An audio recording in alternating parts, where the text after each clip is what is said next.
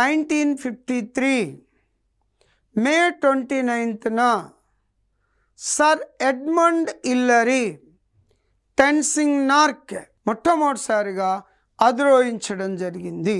1953 to 2003 is a completed golden jubilee year. అయిన సందర్భంగా May 29ను is announced Everest Day. May 29ను Everest డేగా ప్రకటించడం జరిగింది. ఈ శిఖరాన్ని అధిరోహించిన మొట్టమొదటి మహిళ జుంకో తాబి. ఈమె జపాన్కు చెందిన వ్యక్తి. ఈ శిఖరాన్ని అధిరోహించిన మొదటి భారతీయ మహిళ బచేంద్రి పాల్.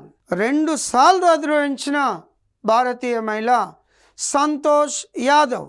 మొదటి ఉమ్మడి ఆంధ్రప్రదేశ్ చెందిన వ్యక్తి శేఖర్ బాబు.